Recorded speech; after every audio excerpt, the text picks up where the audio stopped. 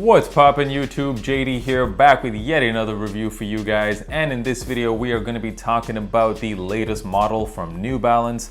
In my hands I have the New Balance 327.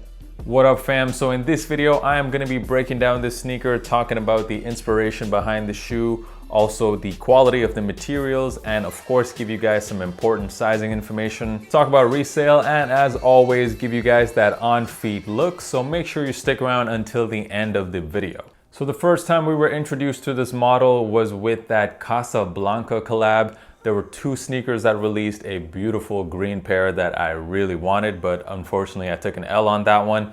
And there was also this orange pair. Both of those sneakers were really sought after. You can just have a look at the resale prices now of those two shoes. They are through the roof. Let's get into the sneaker. So the upper of the sneaker is done primarily in two materials. You have this nylon material, and you also got hits of suede along the shoe, along the toe area, as well as the back of the sneaker. That original Casablanca pair was actually released with an perforated leather upper, but all of the GR colorways that have released have actually come with this nylon and suede material. The suede on the sneaker looks pretty good, pretty decent quality. I'm not the biggest fan of this nylon upper though. It does look a little bit wrinkly at times, but it's not that noticeable when the shoes are on feet. I like all the branding that you see on the sneaker. On the tongue of the sneaker, you got that New Balance logo. Also, you see that on the insole. On the medial side of the shoe along the heel portion, you also see that New Balance branding there. Of course, the most striking feature of the shoe visually is this huge N logo that you see on the lateral side. I personally think it looks really cool. It's definitely very loud, which is something unusual for a New Balance sneaker that are typically pretty understated. But this N logo to me looks absolutely dope, and I would love to see this logo on future New Balance models as well. The inside of the shoe along the heel liner, this portion of the shoe is made out of leather. On the back of the tongue, it says the intelligent choice. I like that bit of slogan from New Balance. They've been using that slogan on a lot of the recent marketing materials. So this sneaker released alongside two other colorways. There was a gray colorway, which to be honest, I actually really wanted the most, but I couldn't find it anywhere. It was sold out, so I took an L on that pair. There was also a black colorway, which was an exclusive women's only colorway. Out of all the colorways to release so far though, this one right here is probably the craziest looking. You have this blue and orange, and it's split right down the middle. It's almost like a hot and cold shoe. On the lateral side, we got the cold side. It's done in blue and yellow. And on the medial side, we have this really nice bright orange. Then the suede is done in this burnt orange. On the back of the sneaker, you have more of that yellow. The bottom of the shoe features a rubber outsole that has a lot of studs on it. And these studs extend along the back of the shoe, going up almost until the midway point of the sneaker. The silhouette was inspired by a lot of previous New Balance models. This N logo that you see here was inspired by the New Balance 320. And the studs that you see on the outsole, this was inspired by the New Balance 355 Trail Runners. I also think that this sneaker looks very similar to a lot of Nike models from the 70s.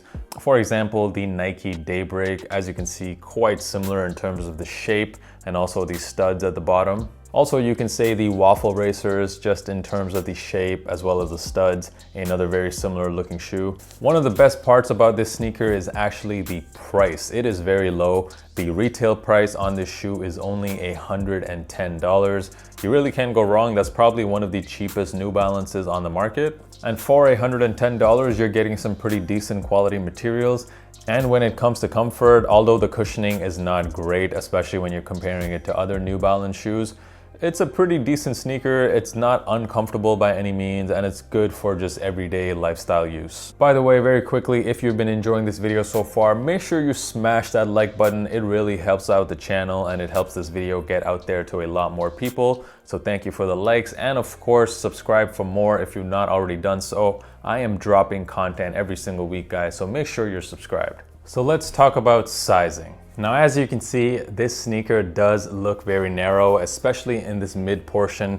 It is quite narrow in the middle, and I definitely suggest you guys going a half size up. Doesn't matter if you're narrow feet or wide feet, you definitely need to go a half size up in these.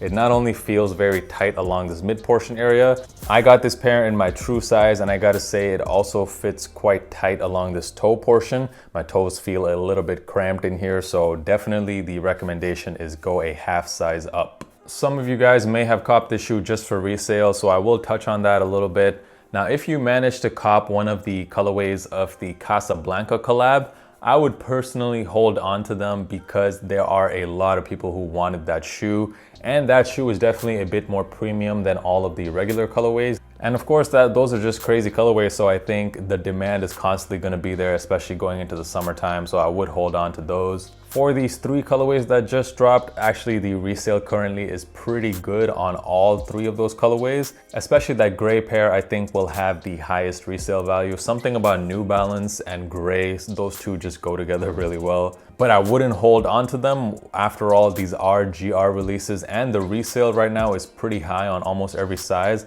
Currently, at the time of making this video, it's almost double in every size. So for me, it's definitely a sell now for these GR pairs. If you were someone who really wanted to cop this shoe, but you weren't able to, I would do one of 2 things. First of all, I would probably just accept the L and move on, because New Balance is gonna drop a lot more colorways of the shoe. So there's probably bound to be at least one that you will like, that you will cop later on. But if you truly really liked one of these 3 colorways that just dropped, I would maybe wait a few days because people still haven't got their pairs in.